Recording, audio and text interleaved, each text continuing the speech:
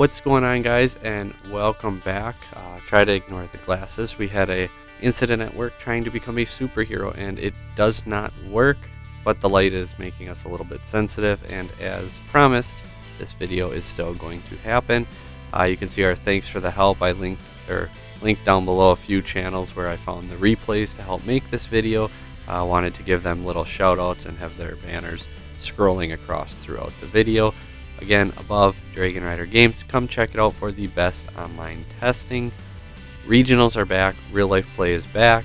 What decks got top 8? We spent a lot of time researching, and we found all 56 decks from the 7 regionals in the United States last weekend.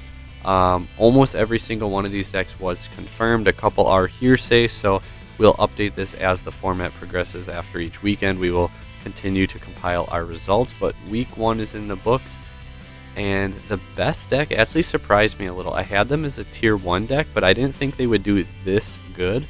Prank Kids came in at number 1 with 20 spots, so we see 36% of the pie chart does go to Prank Kids, and 19 of these were Prank Adventure, but one in Philly actually was playing pure Prank Kids.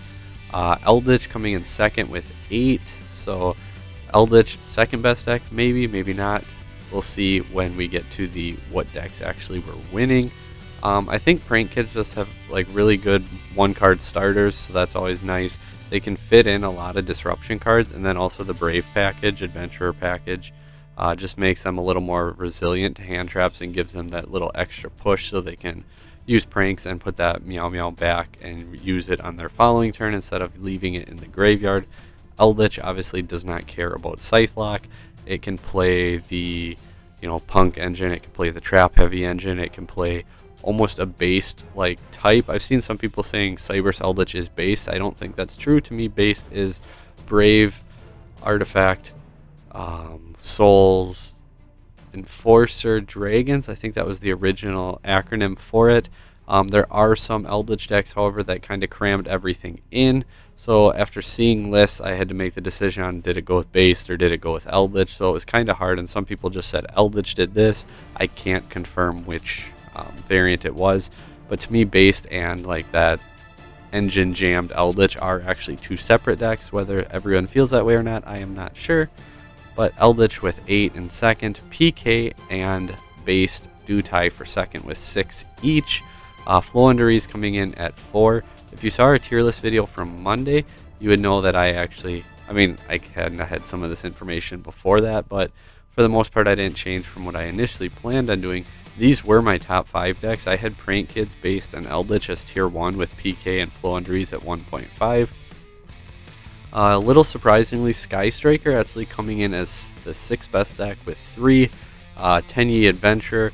This is kind of like what Swordsoul used to be, but now they play like the 3 Emergence, 1 Moyi, 1 Taya, 1 Blackout, and then the extra deck package. So not really Swordsoul at this point, but Tenyi Adventure more or less, as opposed to a full-on Swordsoul deck. So Tenyi Adventure with 2, and then Other coming in at 7. What were the other decks? Well, there was 7 of them. None of them repeated. Obviously, that's kind of how we went with it. If they had 2, they would have been with Tenyi Adventure. But Dragon Link, Plunder Brave, they were playing the Brave package. Invoke Dogmatica DPE, Dino FTK, Fluffles, DDD, and Virtual World. I am unsure on the Virtual World variant. Were the 7 decks that ended up taking up that cut. Every one of these decks except for Dino and Fluffle I was going to have already as tier 2 I planned on in the tier list before I ended up recording it, and I kind of left it that way. Again, go check it out for the full breakdown of it. Those decks I want to see a little bit more before I put them there, but I think they're very, very good rogue decks at this moment. Bringing us to the final one. What decks actually won these events? So 4 out of the 7 were taken home by Prank Kids. All 4 were Adventurer pranks. The deck just really showed out. Will be interesting to see if people are more ready for it this weekend, and if it continues the success that it had.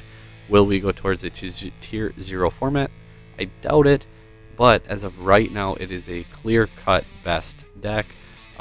Based, PK, and Tenyi Adventure all each won a regional respectively. moving forward, if you ever know the top 8s of these regionals and want to help out, feel free to let me know via Facebook, via comments down below, anything like that. Or if you know top 8s from around the globe, I do USA based only because it is easier for me to find them, but I have no problem giving shout outs to our international player base and saying which decks are doing well around the globe. But this is kind of it for episode 1. Next week we will cover the next weekend and then the total of the 2 weekends and kind of see if Prank Kids hold their grip or if one of these other decks comes and takes it from them. But thank you guys for watching and welcome to the new format.